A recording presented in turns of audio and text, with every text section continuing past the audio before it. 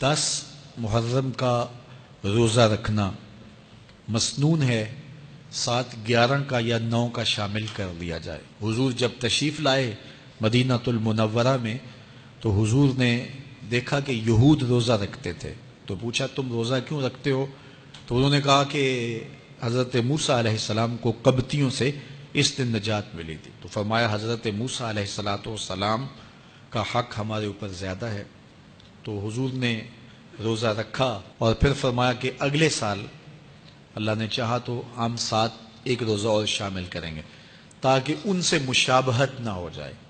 عددی مشابہت سے بھی بچنے کے لیے حضور نے کہا کہ ہم 2 رکھیں گے۔ تو روزہ اگر عاشورے کا رکھنا چاہیں تو اس کے لیے سنت یہ ہے کہ ساتھ یا 9 کا شامل کریں یا 11 کا شامل کریں۔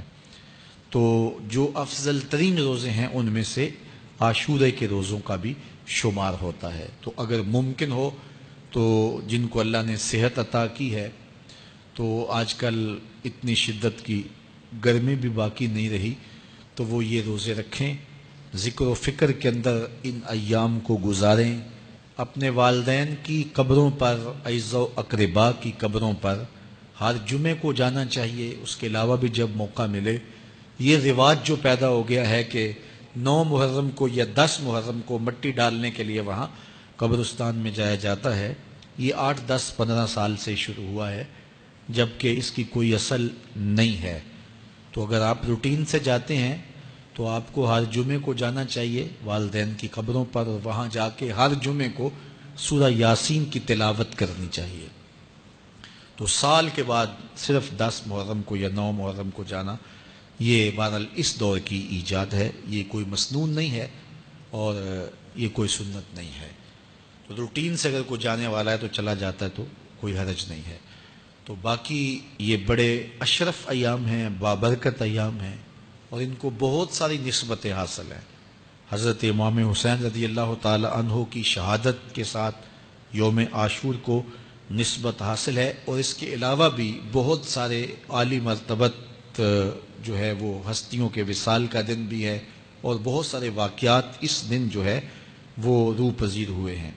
تو یہ اس لحاظ سے بہت ہی بابرکت اور جو ہے وہ مبارک یوم ہے۔ تو اس دن کو ذکر و فکر میں، عبادات میں بسر کیجئے گا، اور اپنی زندگی کی ایک ایک ساعت کو اللہ اور اس کے رسول کے نام پر لگا دینے کے جذبوں سے سرشار ہو کے زندگی گزاریے گا۔ حضرت امام پاک انہوں نے اپنی زندگی دین کے لیے قربان کر دی، تو یہ 10 محرم ہمیں سبق دیتا ہے، اور ہم اس دن عہد کرتے ہیں اگر انہوں نے اپنے بچے بھی قربان کر دیے اور اپنی اولادیں بھی بھوک اور پیاس میں قربان کر دیں، تو ہم بھی یہ عزم کریں اس دن کہ ہم اپنی ساری زندگی حضور کے نام لگائیں گے، حضور کے دین کے نام لگائیں گے۔